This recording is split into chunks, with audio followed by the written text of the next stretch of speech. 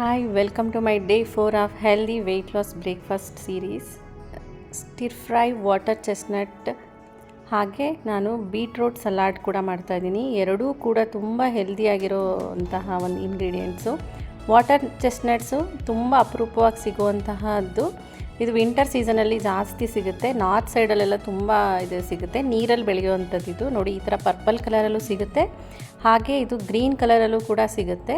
ಇದನ್ನು ಕುಕ್ಕರಲ್ಲಿ ಹಾಕಿಬಿಟ್ಟು ಒಂದು 4 ವಿಷಲ್ ಮಾಡ್ಬೋದು. ಇಲ್ಲಾಂದರೆ ಈ ಥರ ಸ್ಟೀಮ್ ಮಾಡಿಬಿಟ್ಟು ನೋಡಿ, ಇದರ ಸಿಪ್ಪೆನ ನಿಧಾನಕ್ಕೆ ಪೀಲ್ ಮಾಡಿದ್ರೆ ಒಂಥರ ಹಾರ್ಟ್ ಶೇಪಲ್ಲಿರುತ್ತೆ. ಇದು ತುಂಬ ಹೆಲ್ತ್ ಬೆನಿಫಿಟ್ ಇದ್ರದ್ದು. ಇದು rich in anti accident, protein rich ಕೂಡ ಹೌದು.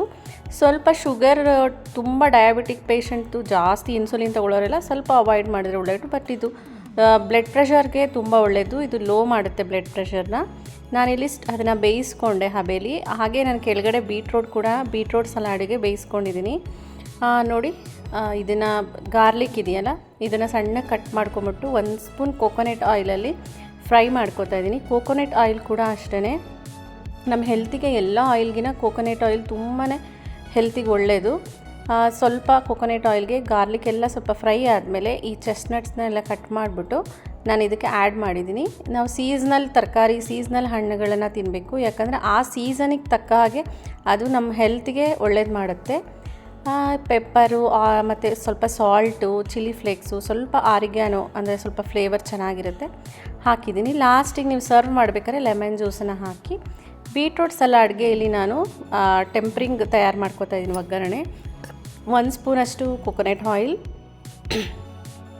ಕೋಕೋನಟ್ ಆಯಿಲ್ ಸ್ವಲ್ಪ ಬಾಯ್ಲ್ ಆದಮೇಲೆ ಅದಕ್ಕೆ ಸಾಸಿವೆ, ಮಾಮೂಲಿ ಜೀರಿಗೆ, ಕರ್ಬೇವಿನ ಸೊಪ್ಪು, ಹಸಿಮೆಣಸಿನ್ಕಾಯಿ ನಿಮಗೆ, ಮತ್ತು 1 ಸ್ಪೂನಷ್ಟು ಉದ್ದಿನಬೇಳೆನ ತೊಗೊಂಡಿದ್ದೀನಿ. ಅದು ಟೇಸ್ಟ್ ತುಂಬ ಚೆನ್ನಾಗಿರುತ್ತೆ. ಅದನ್ನೆಲ್ಲ ಸ್ವಲ್ಪ ಹಸಿಮೆಣಸಿನ್ಕಾಯಿ ಸ್ವಲ್ಪ ಜಾಸ್ತಿನೇ ತೊಗೊಂಡಿದ್ದೀನಿ, ಯಾಕಂದರೆ ಬೀಟ್ರೂಟ್ ಸ್ವೀಟ್ ಇರುತ್ತಲ್ವ, ಅದು ಬ್ಯಾಲೆನ್ಸ್ ಮಾಡುತ್ತೆ. ಚೆನ್ನಾಗಿ ಹಸಿಮೆಣಸಿನ್ಕಾಯಿ ಫ್ರೈ ಆಗೋ ತನಕ ಇದನ್ನು ಫ್ರೈ ಮಾಡ್ಕೊಳ್ಳಿ. ನೋಡಿ, ಇಲ್ಲಿ ಬೇಯಿಸಿಟ್ಕೊಂಡಿರೋಂತಹ ಬೀಟ್ರೂಟ್ ಸ್ಕಿನ್ ತೆಗೆದ್ಬಿಟ್ಟು ಇಡೀ ಬೀಟ್ರೂಟ್ನ ನೀವು ಬೇಯಿಸಿಟ್ಕೊಳ್ಳಿ.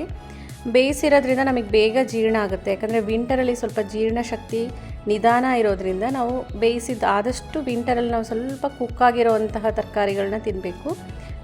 ತುರಿದಿರೋ ಬೀಟ್ರೂಟ್ಗೆ ನಮಗೆ ಎಷ್ಟು ಬೇಕೋ ಅಷ್ಟು ಮೊಸರನ್ನ ಸೇರಿಸ್ಕೊಳ್ಳಿ. ಮೊಸರಲ್ಲೂ ಕೂಡ ತುಂಬ ಪ್ರೋಟೀನ್ ಇರುತ್ತೆ, ಮತ್ತು ಪ್ರೋಬಯೋಟಿಕ್ಕು, ನಮ್ಮ ಗಟ್ ಹೆಲ್ತಿಗೆ ತುಂಬ ಒಳ್ಳೆಯದು ಈ ಸಲಾಡು. ಇದಕ್ಕೆ ನಾವು ಮಾಡಿಟ್ಕೊಂಡಿದ್ದಂತಹ ಒಗ್ಗರಣೆನ ಹಾಕ್ಕೊಳ್ಬೇಕು. ಇದು ಒಗ್ಗರಣೆ ಹಾಕಿದ್ರೆ ಅದರದ್ದು ಟೇಸ್ಟು ಫುಲ್ಲು ಡಿಫ್ರೆಂಟ್ ಆಗುತ್ತೆ, ತುಂಬ ಚೆನ್ನಾಗಿರುತ್ತೆ. ಒಂದ್ಸಲ ನಿಜ ಟ್ರೈ ಮಾಡಿ. ಇದಕ್ಕೆ ನಿಮಗೆ ಎಷ್ಟು ಬೇಕೋ ಅಷ್ಟು ಸಾಲ್ಟನ್ನು ಹಾಕಿ ನೋಡಿ. Healthy breakfast ready.